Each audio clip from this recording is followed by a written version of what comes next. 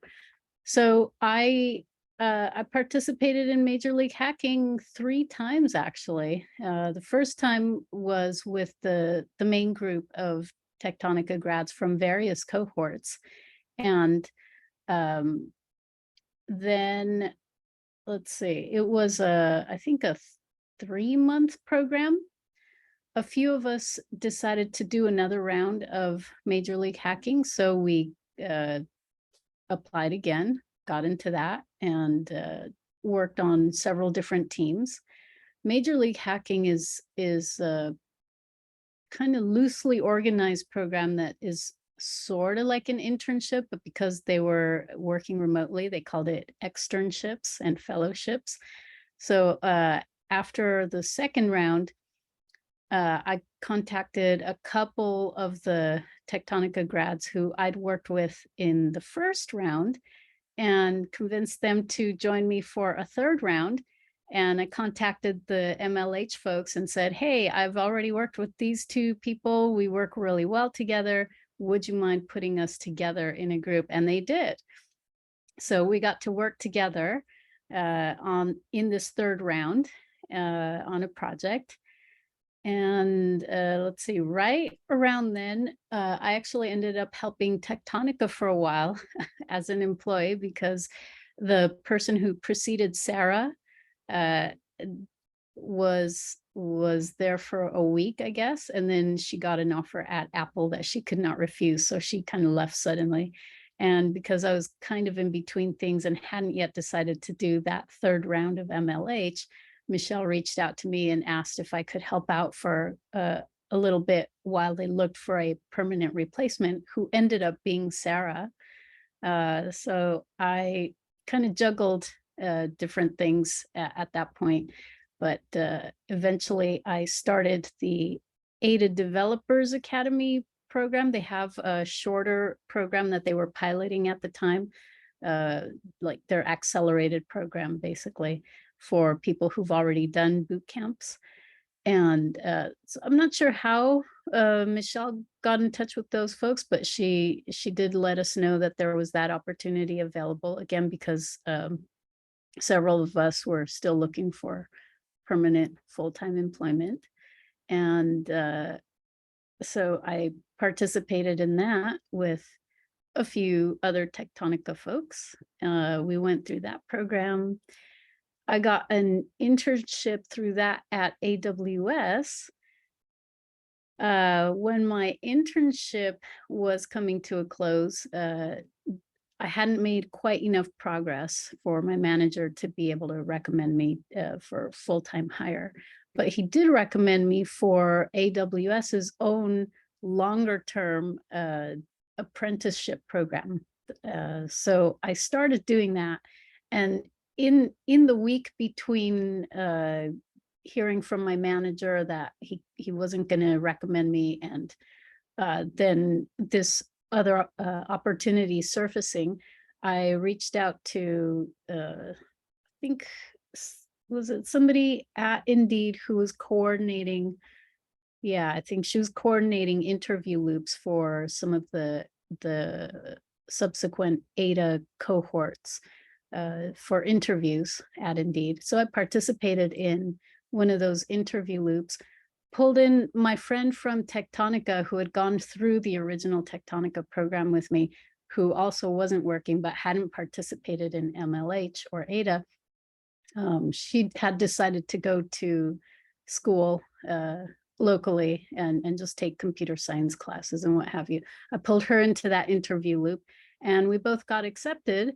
So we both started in March, and that's where I've been since March, is at Indeed as a software developer. And Indeed also has a program for early career hires, primarily university grads who are going, from graduating to right into their first job at a company. But they've expanded the program now to also accept boot camp grads like myself. So I said, hey, why not take the opportunity there, since they're offering it? And I asked my manager if I could participate in that program. They call it Indeed University.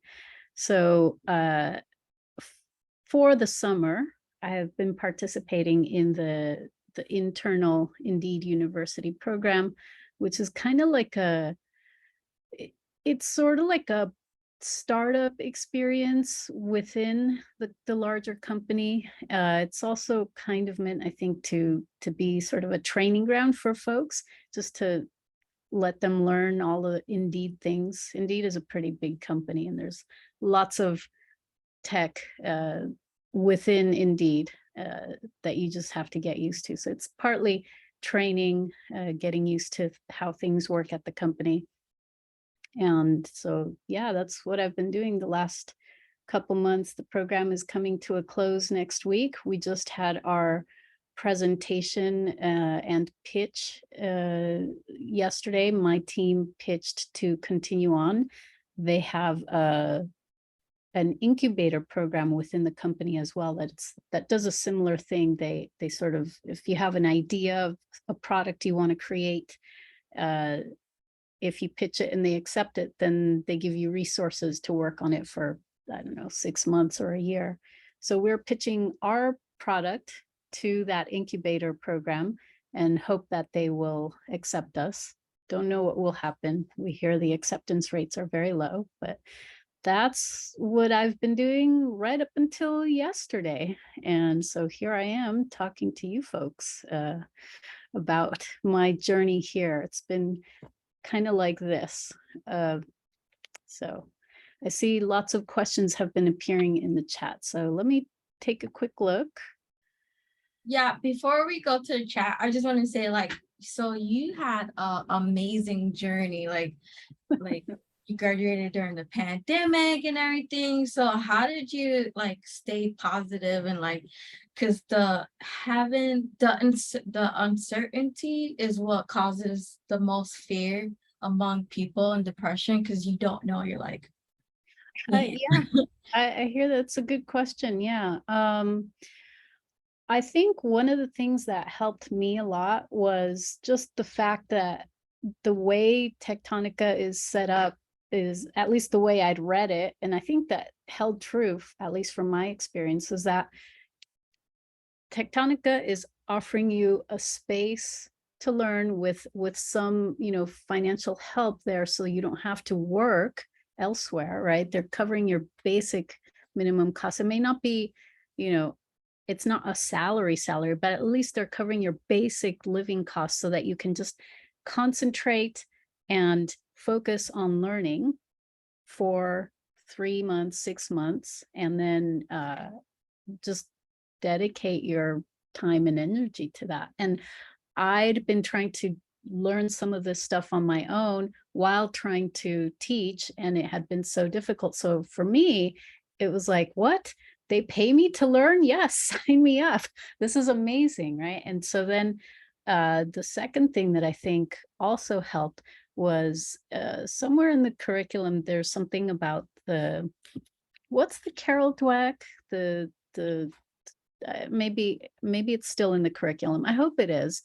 Have any of you seen the video with Carol Dweck? It's about like having yes, the growth mindset. Thank you, Sophia. So having a growth mindset and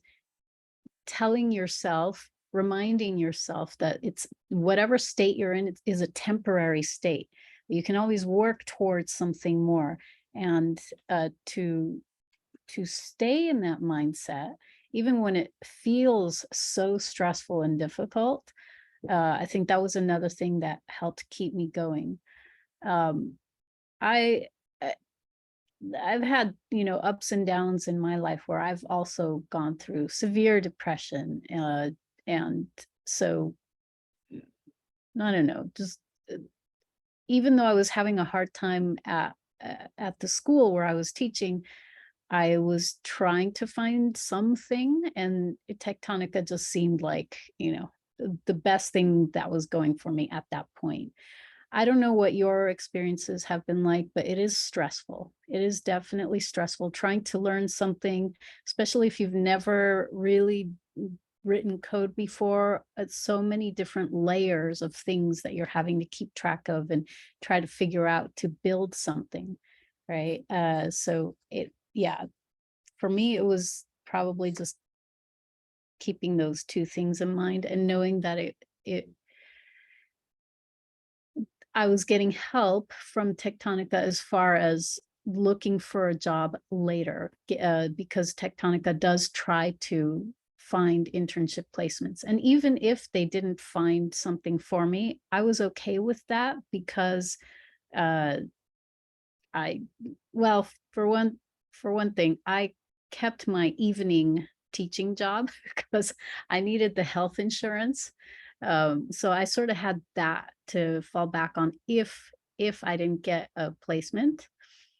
For the people that just completely quit their jobs, I think that was a little bit more stressful. The fear that maybe they wouldn't get an internship placement, but I also tried to kind of take it one day at a time, as they say, and not think too far ahead. I think if I'd known the pandemic was coming, or if I'd thought, oh, we're not going to get hired on at the end of my internship, that would have added a lot more stress. So trying to just stay in the moment and focus on learning and keep your fingers crossed or pray, whatever you do for yourself too, right? That's what I tried to do, be mindful of my stress level. There were a couple times when it got, pretty intense. I had my couple of breakdowns. But that being said, I did try to remember every day to be mindful and grateful too. So that's how I managed to get through it. Um, yeah. I don't know Amazing. if that really helps to answer your question. It definitely does. I was like, whoa, you graduated during the pandemic. That was a lot. So Sophia asks, in what sense does it feel like a startup slash training ground? Sophia, wanna add That more? was in reference to the Indeed, like in the job you've been in recently, you Oh, mentioned it the felt like a start, like in what sense would you say? because the teams that we have been working on had to come up with a product. So then we had to brainstorm and then come up with our MVP idea and uh, and then build it. So kind of like you all have to do for your Techtonica final project. You have to come up with an idea and then plan it out and think of what features and what the MVP is going to be, right? The minimum viable product that you can show as a proof that this works. They call it proof of concept sometimes, right? So we've been the first week, I think, was just kind of getting into things. The second week was brainstorming, not with our final groups, but just doing brainstorming in general.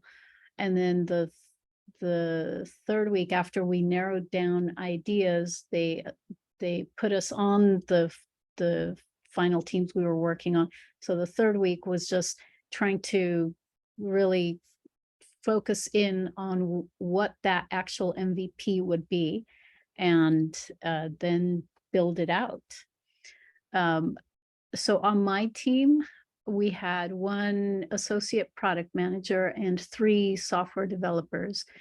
And I pitched an idea during the brainstorming week that the team that I then got assigned to just didn't seem to want to do. And we just went back and forth. I don't know if it's a typical experience or not, but with my team, we just could not come to consensus on any ideas. So we kept sort of pivoting from one idea to another until I finally gave another idea that they were like, okay, we can do this one. So that's what we've ended up working on. And that's where it's kind of like a startup environment because you're just building a product from the ground up. As far as training grounds, because Indeed has so many in-house tools that they have created for various things, you just have to learn what all those tools are. Like what you learn in the Techtonica curriculum is most of the very widely used tools that are well known. I think there are a lot of open source tools, right? That you're learning, things that are common kind of across the industry. But because Indeed has its own version of some of those, or just other tools that they use, we have to just learn how to use them. And so that's the part that's kind of like training grounds. I hope that answers your question. Yeah, thank you so much. Sure.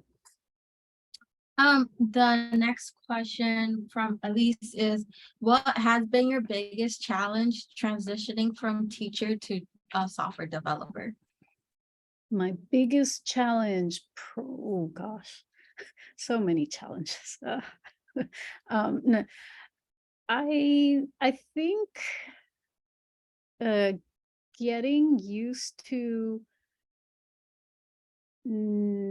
asking the right questions to and figuring out what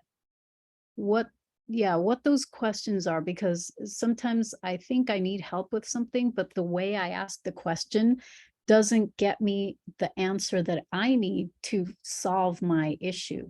And sometimes it turns out that what I thought was the problem wasn't actually the problem, it's something else. And so trying to learn to get that clarity so I can ask questions in a way that other engineers can understand what is truly wrong and can help me. That, and also encountering folks who mean well and want to help, but don't know how to teach, and then trying to, in the moment, catch those folks and ask them to, modify how they speak, maybe slow down or repeat or clarify something. There's so many smart people, so many talented people, so many very experienced people.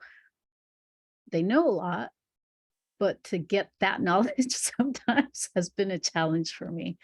And I think maybe I've gotten used to, as a teacher, uh, other teachers also try to break things down more and are more used to thinking of it is sort of like a software developer mind, but sometimes people forget how much they know and how much knowledge you might be missing to bridge, that knowledge gap. So probably just asking the right questions. I think I'd have to think more about that. That's a good question. I hope that answers some of it for you. It did. Thank you for mentioning the questions, because we do have that tech help question. I just made me think, like, do I need to work on the way I ask questions? So Yeah, so it's that also is an art, and persistence too. One thing that I've had a chance to practice actually during the Indeed University, even more than I made use of during Techtonica or Ada, was the help that's available from other folks, just reaching out to ask questions of different folks in a variety of roles. So not just software engineers, but product managers, product scientists, data scientists,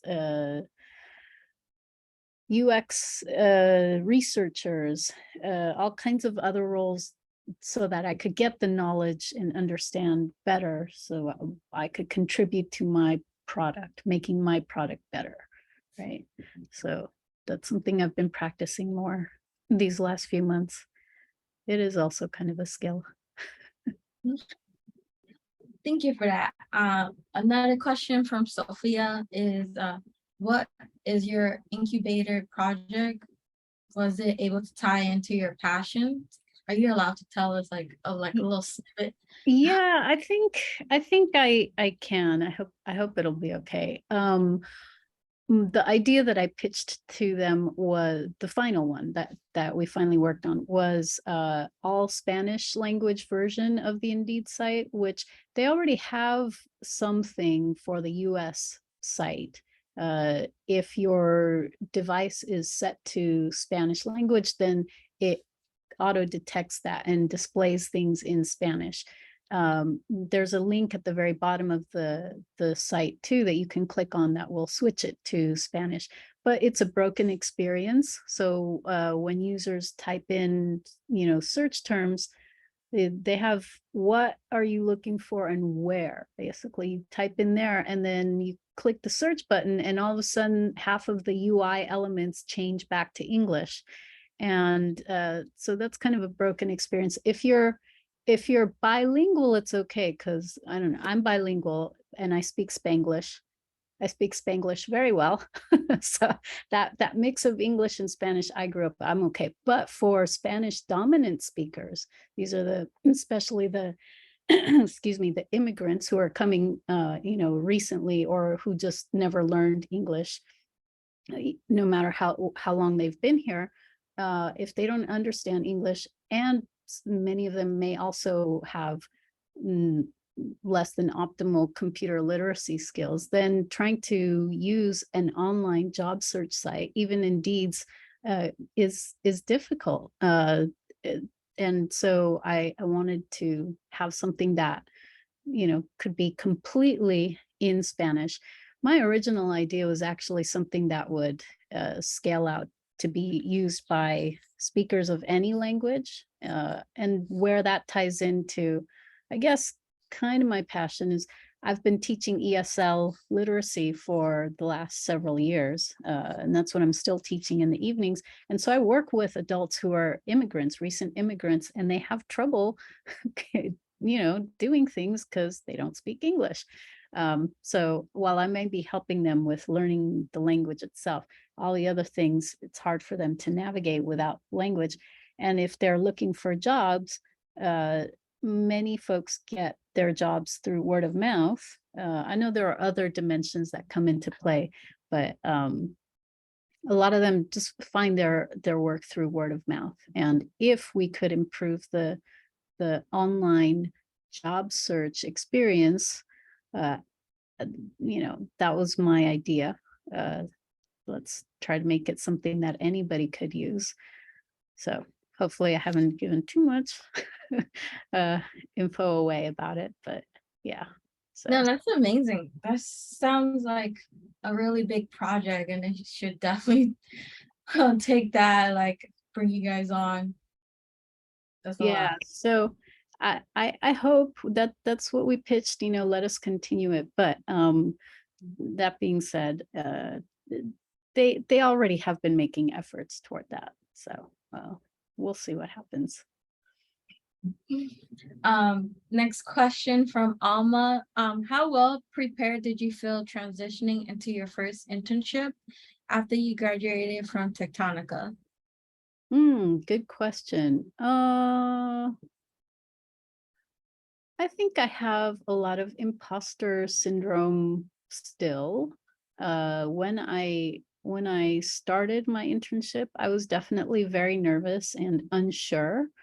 But I get the sense now that I was okay with what I knew. And why I say that in part is because one of the folks that I worked with during my internship there recently reached out to me, probably within the last couple of weeks, just to say hello. And he said that it seemed to him and some of the other folks on that team that I knew more than like a baseline level of things. He didn't go into specifics of what skills he saw that I was okay in, but I guess I was okay. So how I felt maybe didn't coincide with how prepared I actually was, if that makes any sense. Does that help? It does. Alma, does that help? So I guess my question is, how did you feel having to handle tickets? Were you able to complete tickets? Did you feel like you needed a lot of help? Did Techtonica teach you a lot of independence as you were fielding your tasks? I see. As far as independence goes, yes, in some ways, I did try to do a lot of my own research, but here's one thing that I did run into is asking for help sooner I would always say, okay, I know I will find the answer soon. And even though I knew I should time box myself, I was actually very slow on some of my tickets because I was like, oh, look, but I learned about this other thing. Maybe if I read up on this and then 3 hours later, I rabbit holed and learned about something, but then how to tie it back to the original thing I was researching to understand whatever it was that my ticket was actually about. I did spend a lot of time doing that. So I felt like I was more independent as far as knowing that I could research things on my own. But I did still need help with things. And partly it was because Indeed, like I said, it's a big company and they have a lot of their own internal tools. So while you may know the things you've learned at Techtonica, there are other things around there that you're just not going to know, right? And I didn't know them. And if I had asked sooner, then my mentor or my other teammates could have said, oh, well, this is actually, this and that Indeed tool code. So you really need to work it like this. So yeah, that's something that I did need to practice more. So reaching out for help sooner. Yeah. What type of tools does Indeed have? Like they do a different framework or backend?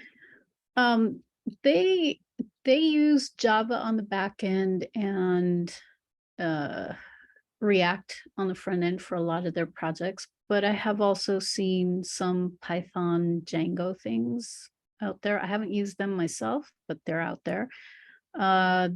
There's probably also some other kind of standard technologies, but primarily for backend, it's Java, and front end, it's React. But aside from that, there's a bunch of other tools that they use. Some of the DevOps kind of things are a mix. They are trying to transition to using AWS for a lot of their what they call infrastructure. And so some of those tools that they've been using in-house for those kind of infrastructure related activities are getting transitioned out. And I don't know if I can go into specifics about some of these other tools that they have, but again, they're built for within Indeed to take care of some problem that they saw at some point in time. And some of those are still definitely in use. One of them, which I think is an open source project, so I think I can talk about, is Proctor. And this is a way of setting up A/B tests. Have you all learned about what A/B tests are? Not yet. Okay, so essentially an A/B test is just a way of splitting up, let's say your users into two groups that will get a slightly different experience. Maybe, and the example that I keep hearing is like, maybe a button is blue on the original site and they want to test out whether a green color will get more people clicking on it or have some other result. So if you have this idea, they call it a hypothesis of whether the green button will actually be better on the site. You split up the users into the two groups and just randomly assign them the one that has the blue button or the one that has the green button, and then collect results, how many people clicked on the buttons during this period of time. And I think they get more detailed than this, like splitting up users based on a set of criteria. That part I'm not so sure about, but technically the code they use for that is called Proctor, and I think it's open source, and that's what allows you to set it up and then split up the users that way. I hope it's open source, otherwise, oops, don't say I said anything. Does that sort of make sense? Yeah, it does. Like Instagram always tells people, hey, we're doing some testing, or some people will randomly get selected to test the non-like button or whatever. Oh, Okay, yeah, I don't actually use Instagram, so I don't know about what they do, but that sounds like they might be, if they're letting you opt into that. That it's a slightly different thing. The way they do these A/B tests at Indeed, it's usually just randomly without the users knowing. So I think the intent with that might be a little bit different. If you're opting in to try it out, it might give different results than if the user did not know about it beforehand and they're trying to see which one just seems to work better. So I think the criteria there might be a little bit different, what they're looking for when they're testing things out.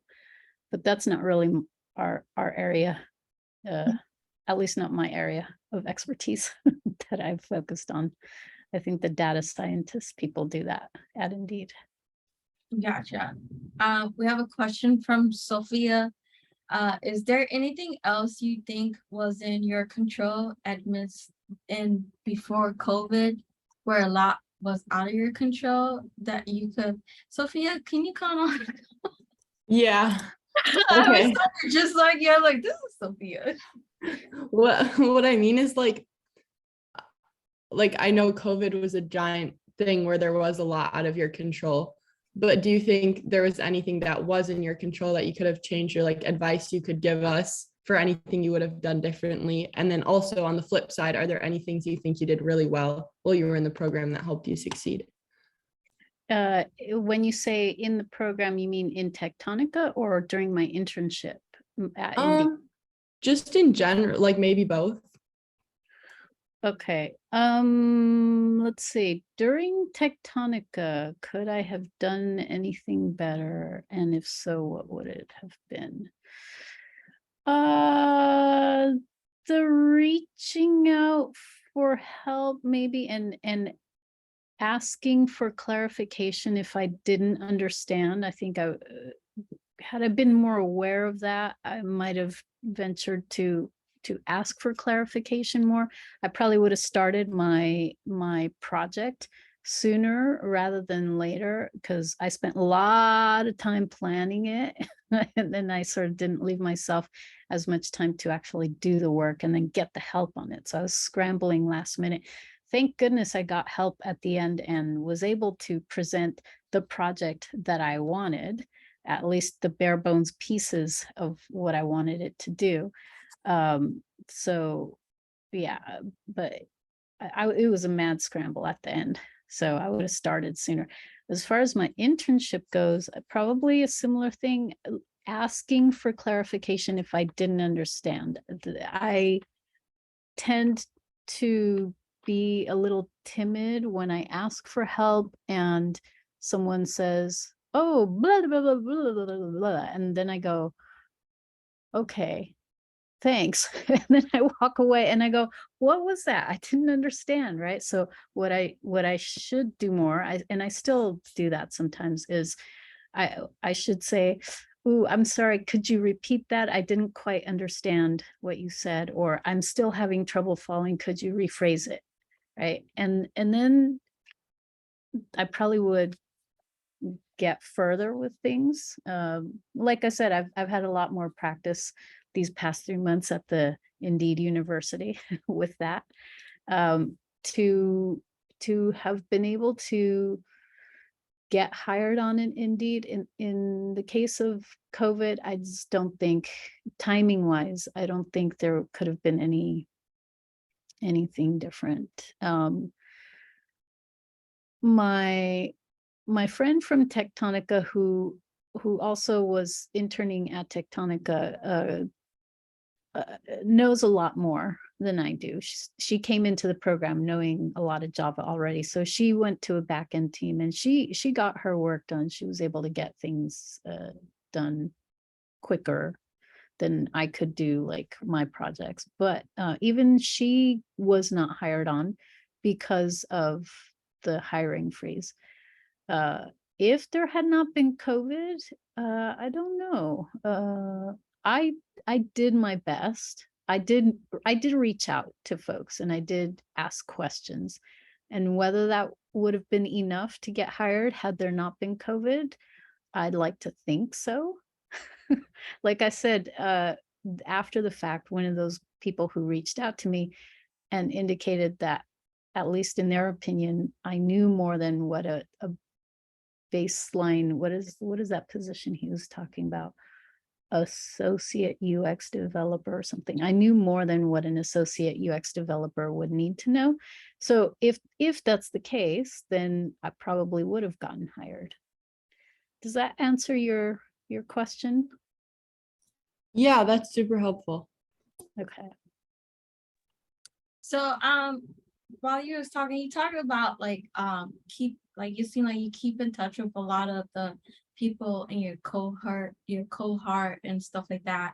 Any networking tips to give to us that's just starting off in our tech careers? Like Good question. Yeah. So for networking, I think it's harder if you're doing this program remotely. When I went through Techtonica, it was still in person. And so there would be events that would happen fairly regularly. And I would go to as many events as I could, and just try to say hello and meet folks. And if it clicked, you don't want to force it either, but if it clicked, I would, ask for their contact info or LinkedIn or what have you. Not all of those have continued on. I don't talk to all of those people, but the Techtonica folks, the ones who I worked with, especially into Major League Hacking, folks who came from other cohorts, I got to know them well. I think, I make an effort to reach out to them. Even in my cohort, I see one of my other cohort mates' birthday is tomorrow, so I'll probably reach out with a little birthday message for her. Yeah. I guess you just have to try to keep in touch with folks. It's maybe not the only way. I would imagine you all have your ways of keeping in touch with folks. No? yeah, COVID has definitely changed how to keep in touch with people. Was the Major League Hacking in person or it was No, it was also remote. It okay? was also remote. To be honest, my strongest ties were with the Techtonica folks, just because we came from Techtonica, so we had a similar experience. I haven't really kept in touch with the other folks that I met on the other teams at Major League Hacking. There was quite a big difference. As an example, in my second group, I had a guy who was probably 20, I would say 20 or 21. He'd been hacking since he was, I don't know, I think he said, did he say 12 years old or something like that? So for him, it was like almost half his life. Very young guy, had also gone through another boot camp for, I think he described it as boot camp for young people. I don't remember, but we didn't have very much in common. And I tried to talk with him when I could and reach out and ask questions, because he knew a lot. He's one of those people that knew a lot, but he doesn't have the experience teaching. And so there would be major leaps from one topic to another when he was trying to explain something to me or show something to me, because he'd gloss over a lot of things that in his mind were very easy. But for me as a beginner and whatever he was showing me, it was like, wait, no, I need more step by step. So, I don't really keep in touch with him much, but I think if I made an effort, excuse me, if I made an effort to reach out, I think he would probably reply back. So it's, you got to be a little more persistent, I think. And it's tough to reach out to folks. I feel like I'm more of an introvert. And so I'm quite okay being in my little cave and just, doing my things online and just, order in or what have you, have everything delivered to me and never step outside. That's not healthy, I don't think. You need to go outside and look at trees and such from time to time, which I have recently. Yeah, so I don't know. I feel a little hesitant to say do this because everybody's got their own way, right? Everybody's got their own personality and their own way of doing things. So I guess what works best for you that you found, keep doing that. And if you reflect, if you take a moment to reflect for yourself, I don't know, at the end of the day or something, what hasn't worked so well for me today?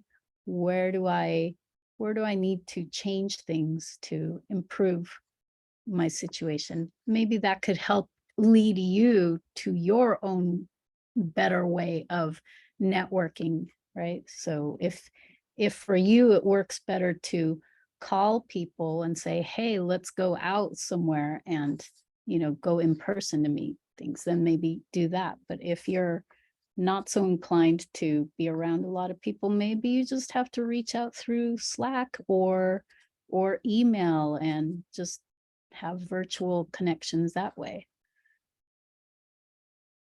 Does that help at all? Yeah, definitely. Like, thank you for that. Like, I know, like, me and my friends, the way we keep in touch, we do virtual happy hour. Oh, nice. We're FaceTiming somewhere at a bar. Yeah, so that makes me think, when I did the first round of Techtonica, one of one of my friends that I made who was in a previous Techtonica cohort, we worked on our small project together. The way they do this at MLH is the first week you do a hackathon project and then you work on your main thing that you work on the rest of the time. So my hackathon project with her, she had a group of folks that she was already meeting with on Saturdays, and she told them about the project we were working on, and they decided to help her with part of it. And so she pulled me into that Saturday group, and I've continued on Saturdays. I meet with those folks and we just talk virtually. We're all remote and we just talk for a couple of hours. Sometimes it's about industry things. One of them gives more advice on stuff because the rest of us are more early career folks. And then sometimes we've actually done, she likes to bake. She and her mom like to bake a lot. So we've done a couple of virtual cookie baking sessions. Those are fun, actually. So I don't know, maybe try something like that with folks that you only virtually connect with. Try something that's slightly different than just talking, right? Yeah, that sounds amazing. Diana just asked, what are your current plans to reach your goal in tech, or have you achieved it? Great question. I think maybe it's time for me to rethink. I think I've actually been kind of reevaluating as I go. Is this all I want to do now that I got my first official full-time role as a software developer? Am I okay with being what they call an individual contributor? I didn't know that term until, I don't know, a year and a half ago. So I was like, what's an IC? Oh, okay, individual contributor. Am I okay with doing that? Or do I want to do something more? I don't know. I think I'm still thinking about that. Since I've only been at Indeed for, what is it now? Just about 5.5 months. I think it's too soon. I want to give myself more time as a software developer to learn more and grow, and then see if I want to become a manager or if I want to transition to something else. Or maybe I decide, you know what, it's not working for me. I'm going to go back to teaching. Like I think I've mentioned, I'm still teaching in the evenings. Now it's not for the health insurance. Now it's just because I kind of like my students. They're fun. I have a good group of students. So yeah. And my personal financial circumstances were that I didn't have savings. So now I'm trying to catch up, earn what I can and save it away for retirement, because I was not able to do that really before. So I'm kind of going, yeah, I might need to still keep working if I want to buy a house, if I want to have retirement savings, I might still have to keep the other job. Who knows? Maybe I'll get a raise and then it'll be okay. And I quit the teaching job and then I'll have more work-life balance. Don't be like me. Don't work 12 hours a day. Maybe you could do both, teaching and tech, like be a boot camp instructor or something like that. You do two things you love. Yeah, maybe if I come back to Techtonica and in the capacity of an instructor or something, if Sarah decides that she wants to change the program around a little bit more and bring on some instructors. I think the program needs to get more funding, really. From what I saw at Ada Developers Academy, which has been around for longer, having an instructor and more dedicated volunteers who have like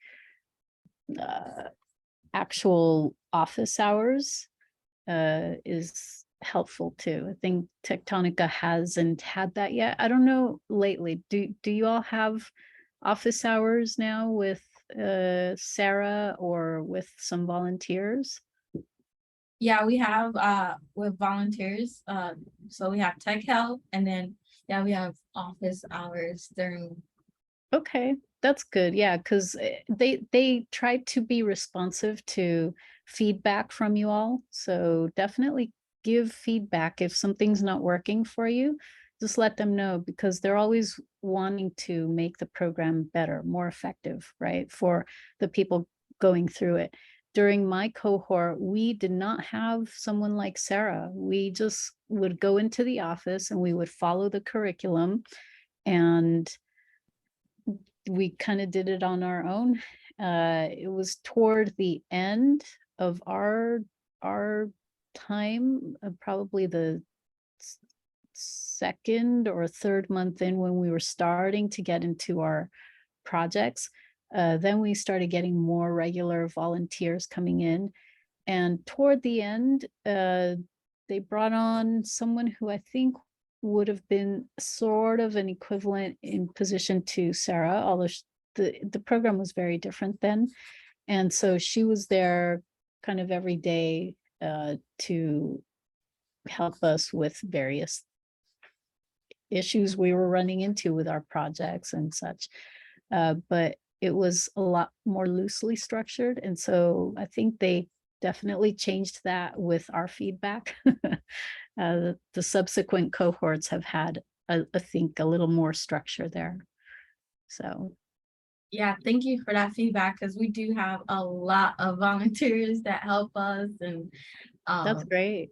we have 2 mentors. Some of us have 2 mentors now. Wow, that's great. Yeah, we did have mentors, but it was a little bit uneven sometimes what time the mentors had available. And so we definitely could have used more help, I think, especially early on.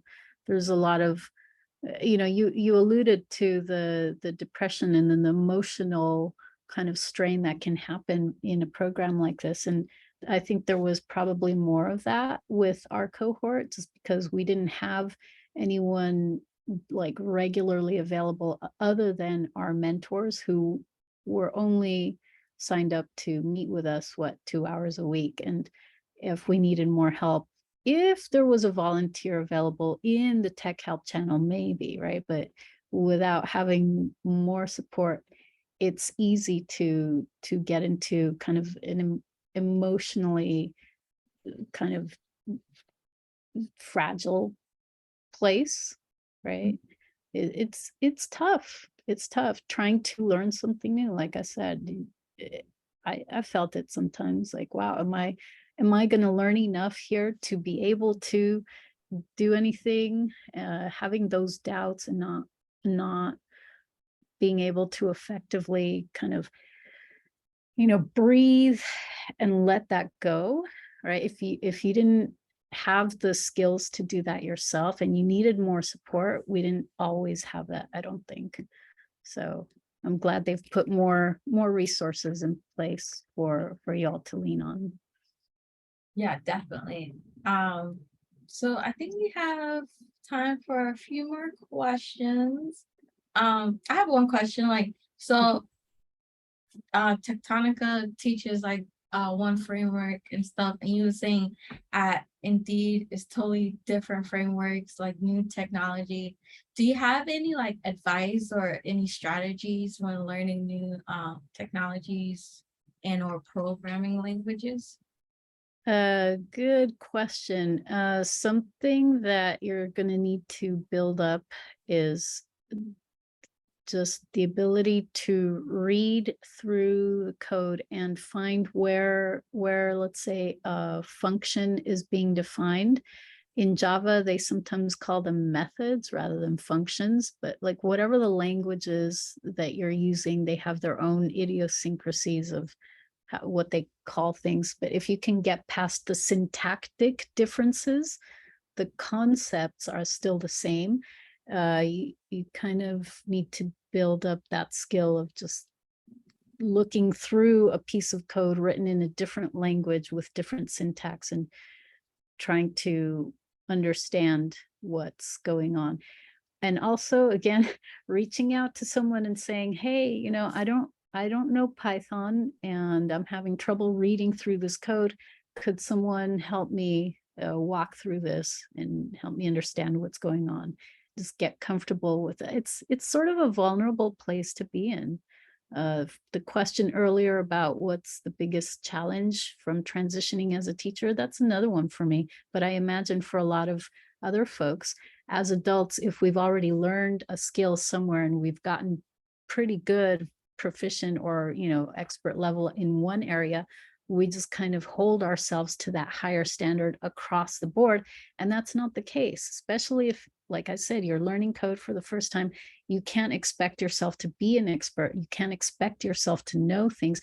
So remember that it's okay not to know. One of the things I saw previously was folks kind of holding on to knowledge and not sharing. So you want to avoid that too. Software engineering, there's so many things to learn. You can't possibly know everything. So the more collaborative things can be, the better, the easier it is to solve the problems together. Okay. Thank you for that. That's a great tip. Last question from Diana. How did you prepare for your lead code challenges during your coding interviews? Ooh, oh, that's right. Those coding challenges. By doing them, just continuing to work on them.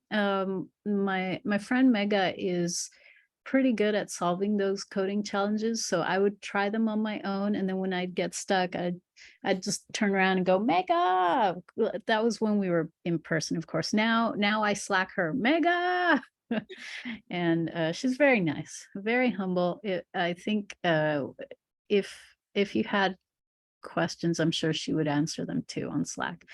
But yeah, just doing them. Ask for help. If you're not understanding, you're getting stuck on a code challenge, ask someone for help and go through the steps. I think they do that in the curriculum. They show you what the format of the questions is, right? This is my problem. This is what I've tried.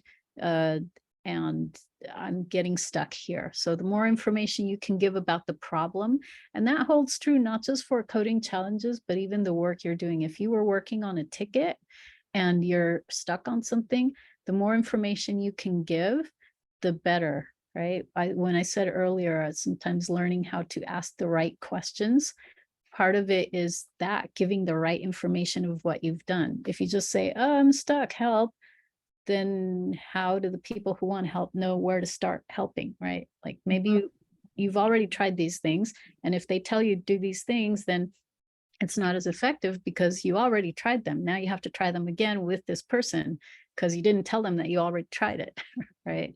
So yeah. Does that help? That is really great advice. Just do them and You got to keep at practice. it. Ask for help when you need it. Just keep asking for help until someone shows up and can help you get out of it. Or go take a walk. Sometimes we get in our heads on a problem and we expect ourselves to be able to solve it this way. And then you go and take a walk. It's so true. You go and take a walk and then you sort of semi forget about it.